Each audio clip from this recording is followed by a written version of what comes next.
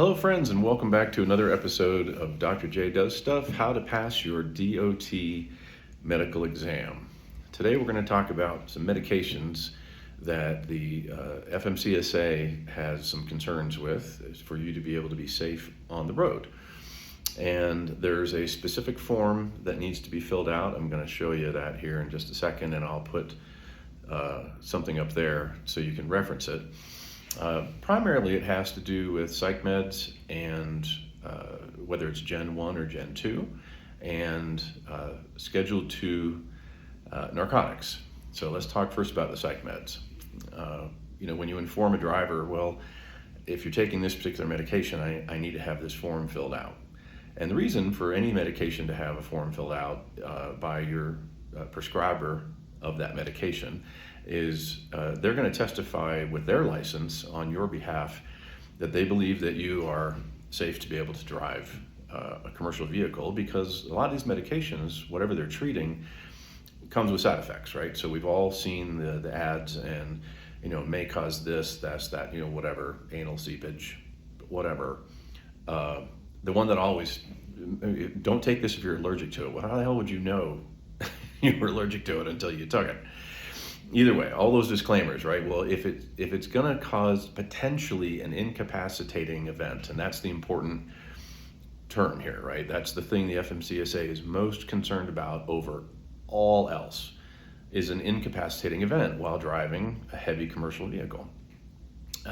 So there's, generally two different types of, psych meds. There's Generation 1, and those were the first things that came out, years and years and years ago, and they're treating some really aggressive conditions like schizophrenia, bipolar disorder, and they come with some pretty heavy side effects. It can make you sleepy, can make you dizzy, blurred vision, right? We don't want anybody out there driving an 80,000-pound semi dizzy and with blurred vision. Now, does everybody have those side effects? No. And that's why we need your prescriber to basically testify with their license on your behalf. In general, it's understood that no Gen 1s are acceptable at all, but Gen 2s, Cymbalta, duloxetine, fluoxetine, general anxiety disorder kind of things. Generation 2, the SSNI, SSNR, or SSRI meds also require this form but aren't disqualifiable. A lot of the Gen 1s, you don't really see them anymore. It's been a long time since they've been out, and for a doctor to prescribe a Generation 1 psych med for some really aggressive psychological conditions for a general anxiety disorder, it's extremely rare. And so if, and I believe like Elavil is one of them. So if somebody comes in and they're taking that, you say, well, you're not allowed to take that. Well, why not? My doctor prescribed it. I said, well, your doctor didn't take the test I took with the FMCSA to know these rules as they apply to you. Again, that's rare, but when you see psych meds, it typically falls into the general anxiety disorder kind of things, but those require a reform as well. Let's talk about Schedule 2 narcotics. So anything right now, Schedule 1 is illegal. You cannot take it. Schedule 2 is the very next most addictive, but legal, can be prescribed by your doctor to deal with whatever. Pain meds is a very common one. Being a truck driver, it's a very physical job, and sometimes that'll happen.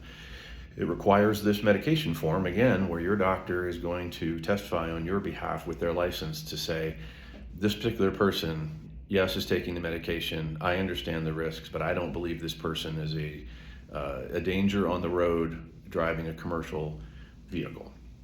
And that's fine. That's all you need. So if you know this ahead of time, download this form, bring the form in so that you don't get bad news and then have to leave, not get your medical card that day.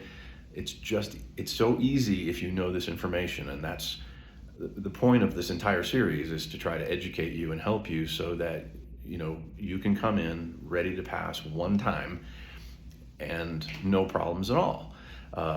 and just logically, a psych med, it can have some pretty rough side effects, but not everybody has them, and that's why the doctor has to do this. Schedule 2 narcotics, I mean, we know those can be helpful for the pain that you're experiencing, but they can have some pretty rough side effects. Again, blurred vision and dizziness could be one of them that affects you.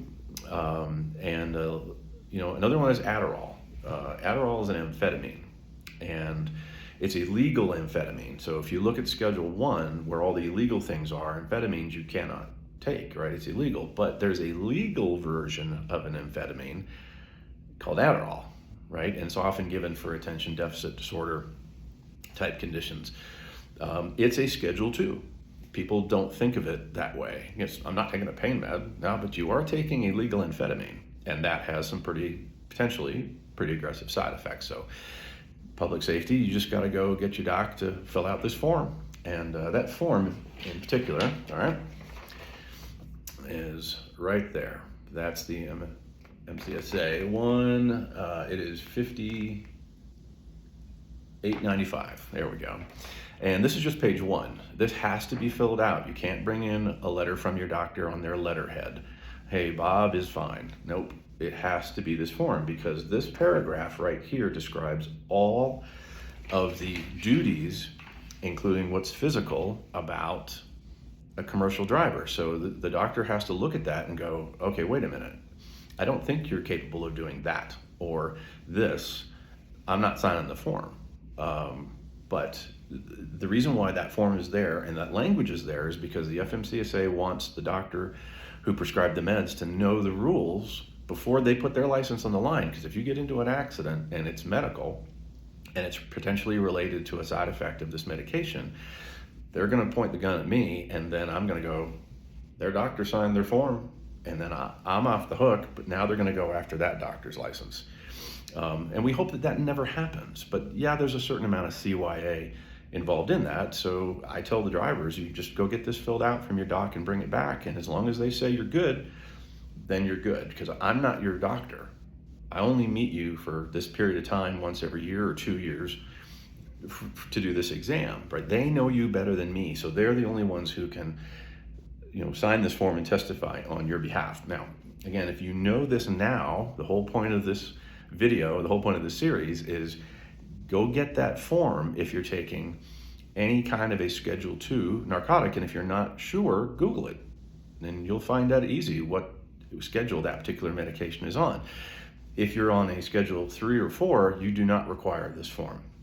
But any narco, any psych med, and anything that's for attention deficit disorder, like like Adderall or something that has amphetamine in it. There's some other medications that are, I believe, prescribed now for ADHD that do not have amphetamine in them. And in that case, then you would not require the form, because it's not, illegal amphetamine does not have the same aggressive, potentially, side effects connected to this.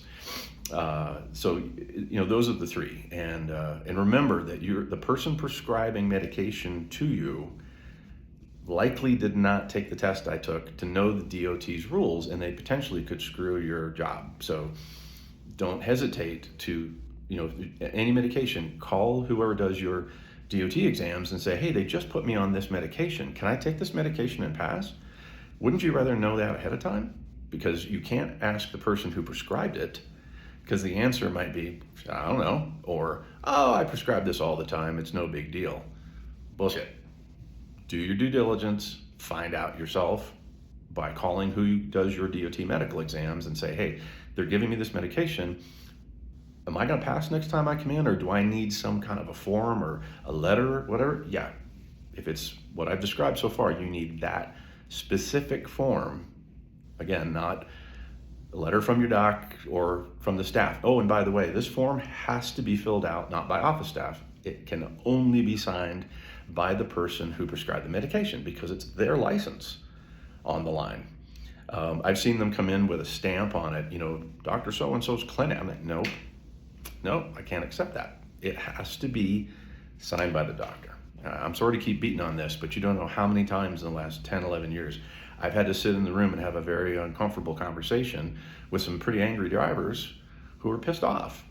Like, you guys change the rules all the time. No, these rules have actually been in place for a decade.